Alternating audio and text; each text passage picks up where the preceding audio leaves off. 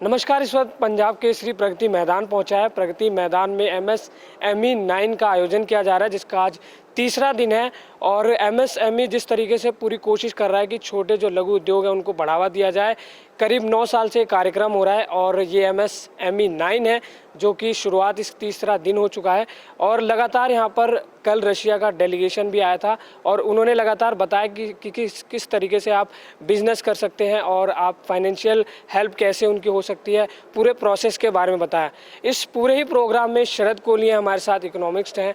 उन्होंने बहुत ही अहम भूमिका निभाई है और हर साल की तरह ये इस साल भी इस कार्यक्रम में शिरकत कर चुके हैं। लगातार इनकी देखरेख में पूरा कार्यक्रम हो रहा है। सर, बहुत बहुत स्वागत है आपका। धन्यवाद, थैंक यू। सर, एमएसएमई 9 का आयोजन हुआ है और बाकी आयोजनों से इस बार का एमएसएमई 9 कैसे अलग है?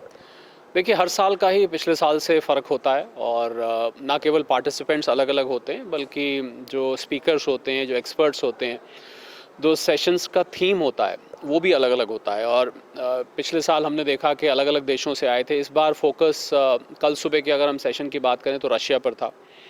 और मुझे लगता है कि जो रशिया यूक्रेन युद्ध शुरू होने के बाद जो एक नई जिसको हम अंग्रेज़ी में वर्ल्ड ऑर्डर कहते हैं, जो नई इक्वेशंस उभर के आई हैं, उसमें भारत के लिए बहुत सारी अपॉर्चुनिटीज़ निकल के आई हैं।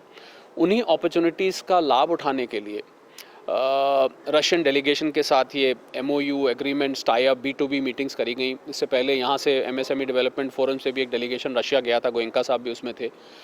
और अब उनको यहाँ इनवाइट किया गया। बहुत सारे MSMEs ने उनसे मुलाकात करके, जिन लोगों को मन में ये संशय था कि वो कैसे रशिया में अपना बिज़नेस सेटअप करें, वहाँ लैंग्वेज प्रॉब्लम है, वहाँ मौसम की दिक्कत है, या क्या हम वहाँ जा भी सकते हैं कि नहीं, क्या हमारा माल वहाँ बिकेगा कि नहीं, वगैरह वगैरह, जितने भी बिज़नेस के अंदेशे होते हैं, मुझे लग रहा है इस कल के सेशन ने उन सब अंदेशों को रिजॉल्व कर दिया है।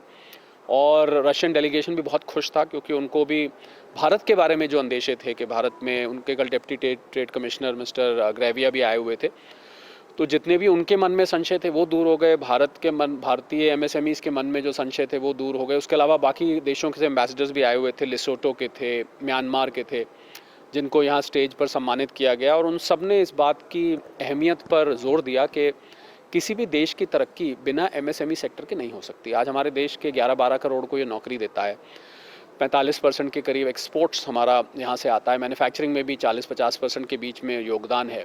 तो मुझे लग रहा है कि जो भी देश विकसित देश बनता है, उसमें बिना MSME सेक्टर के वो नहीं बन सकता है। और प्रधानमंत्री मोदी जी का जो अमृतकाल का सपना है 2047 का, विकसित भारत को एक विकसित देश बनाने का, वो बिना MSMEs को साथ लिए पूरा नहीं हो सकता। तो मुझे लगता है अब इस अमृतकाल के नारे की वजह से MSME की इस कॉन्फ्रेंस का, इस एक्सपोजिशन की अहमियत और बढ़ जाती है। क्योंकि आप जब MSMEs की दिक्कतों की बात करते हैं, फाइनेंस है, मार्केटिंग। सर, आपने दिक्कतों की बात की तो मैं लगातार फर्स्ट डे से ही कवर कर रहा हूँ इस पूरे प्रोग्राम को।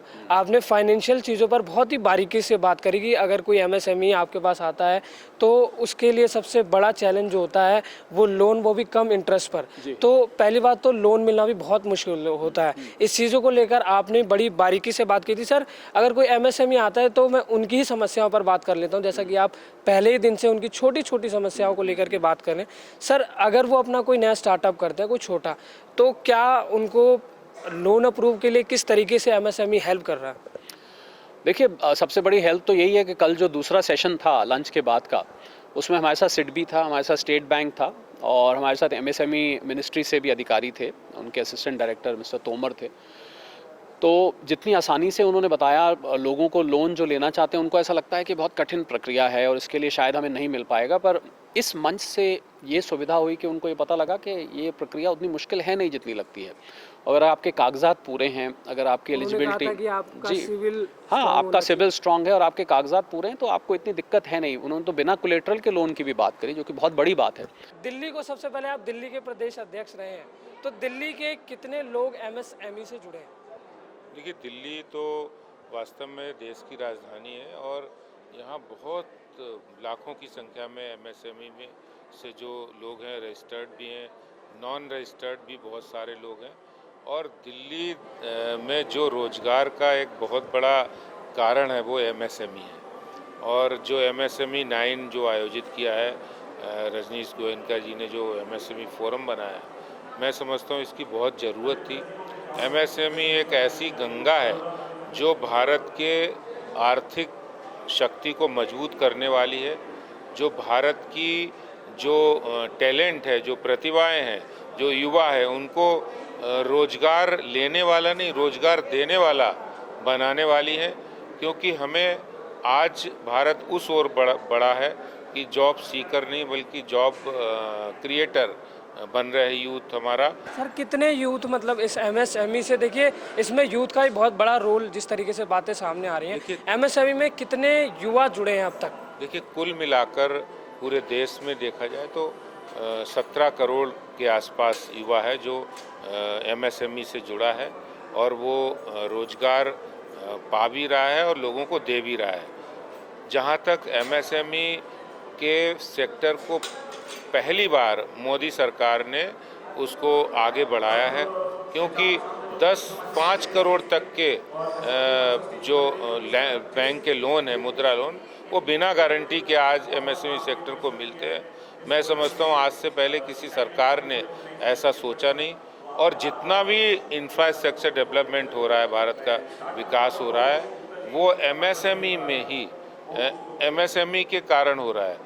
अगर हो रहा है, भारत सरकार विकास कर रही, तो उसका लाभ भी एमएसएमई सेक्टर को